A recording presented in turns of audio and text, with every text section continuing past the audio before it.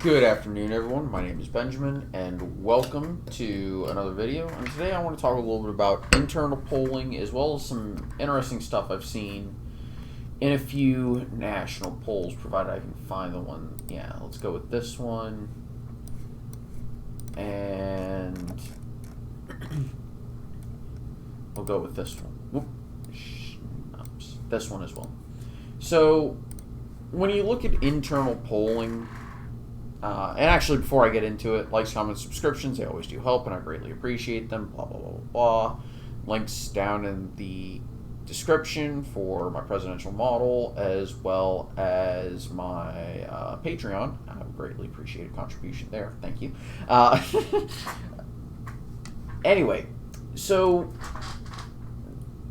talking about internal polling, a lot of people, the first instinct they have is to discard it, or to trust it way too much. Now, when it comes to putting internal polls into my model, I just don't, because they typically have some level of manipulated data, and this is the Civics Poll that was released today, and quite literally, there are no crosstabs to look at. So this is one that, and it was done for a Democratic consulting group. However, the thing is, internal polls are designed to show sort of they often show a more optimistic picture than what really transpires. So, I think people need to take a little bit of a breather. So, a Republican poll is going to show slightly better numbers than the average nonpartisan and non-internal poll. A Democratic one is going to show better numbers for the Democrats than a nonpartisan or non-internal poll.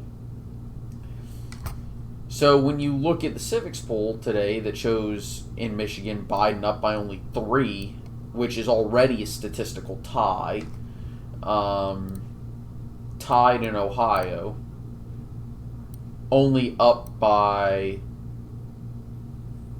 7 in Pennsylvania, which is, depending on what the margin of error is, a statistical tie.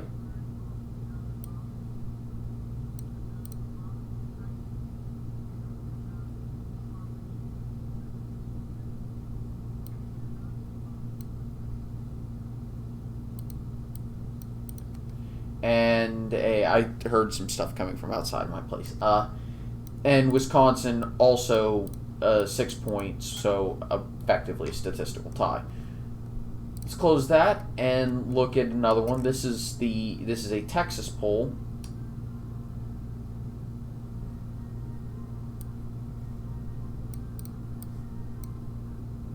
What the hell?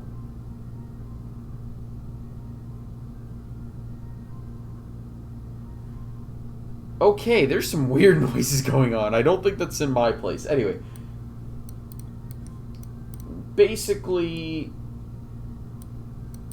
this is also done on behalf of Democrats, specifically the Democrat running for the Texas Railway Commissioner, which in Texas is actually a thing.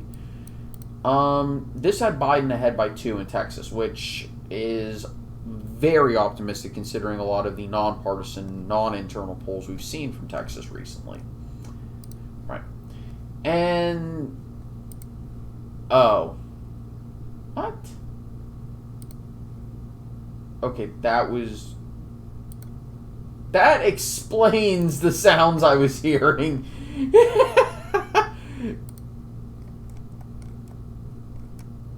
I was hoping to look at the crosstabs.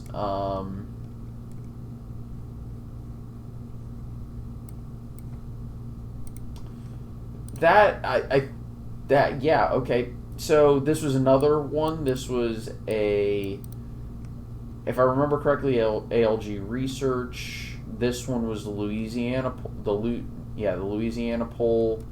I'm trying to remember who this one was done on behalf of.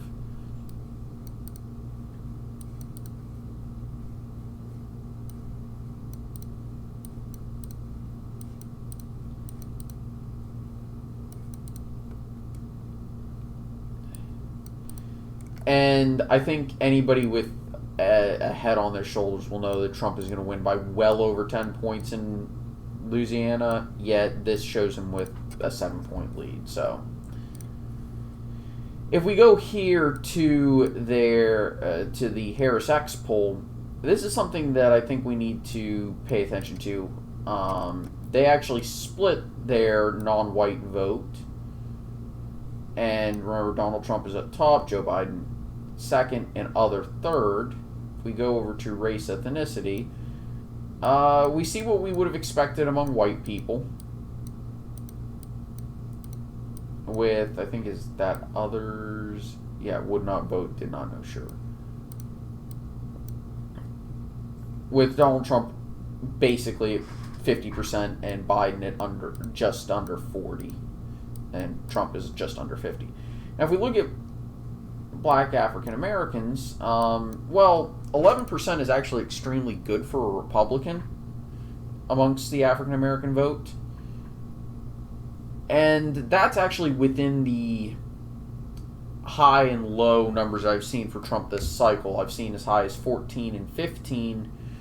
Actually, I saw as high as 18 in one poll early in the year, which I was a little skeptical of. But this is actually within the normal margins that I've seen this year. So it's not outside of the norm, even though Harris X is not exactly the most... their rating is a C on 538, right? Whether or not that's 538 fudging numbers or whether that's just the way that it works out in their grading system doesn't really matter. It's actually within what we would have expected. This is with Hispanics, it's only 2% behind what Trump was doing in 2016, right? But if you look with Joe Biden's percentage with blacks, 68%, that is ridiculously low. Most of the numbers I've seen have put him in the mid-80s, in the high 70s. I haven't seen anything under 70 until this poll that I can remember, with a decent number saying they're undecided and a further 15 saying they wouldn't vote or they're not sure if they're going to vote, and if they are, they aren't sure. Now, this could be catastrophic for the Democrats. Not only not getting the turnout that they would need from the African American voters, but not getting the percentage of black votes that they need in order to carry the White House. And I'm just using this poll as an example.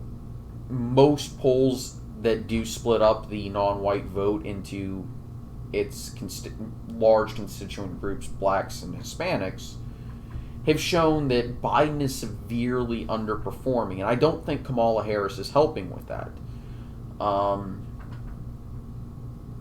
Considering both Biden and Kamala Harris have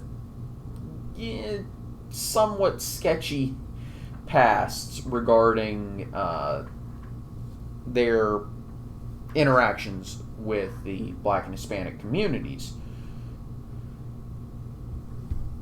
And a similar thing is occurring with Hispanics as well in this poll. And this kind of reflects what I've seen in other polls that also split up the African American vote and the Hispanic vote into those groups rather than just listing it as non-white voters.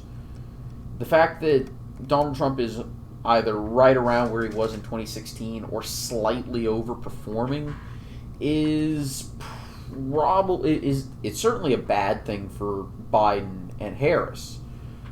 But the more troubling thing for them is the number of voters that are saying that no, we won't be supporting, or that we aren't sure if we're supporting Biden or Trump. And you could say at the end of the day that this is overblown, or that I am overstating the effect that this will have, but not really. If we recall back in 2016, there was a lot of analysis post-election talking about how there was a lot of voters who said that they weren't for Clinton, and they weren't. That's not to say that they were for Trump. It's just that they refused to vote for Clinton. A lot of them did actually break for Trump. A lot of them didn't vote, and a healthy amount voted third party. But could we be seeing a similar thing happening with non-white voters saying, I'm not for Biden and Harris, and then it turns out they really aren't for Biden and Harris? Could we be seeing that? Maybe. That's going to be up to y'all to decide. It's going to be up to y'all to decide what narrative to take and which one to look at. I'm just here to look at the data, review it, and put it out there. I have my own opinion on what's really happening, which is maybe a bit weird. I think there is a part of it that is absolutely true regarding they say they're not for Biden, they aren't for Biden. I think that's part of it. I think part of it may be that young male voters from these demographics really are becoming more conservative. Slightly. This is not like a major shift at all. And I think there's part of it that is just voter apathy kicking in, especially this year. Anyway, I want to say thank you all for watching. I hope you enjoyed. I'll see you all next time. Take it easy. Have a nice day. See you next time.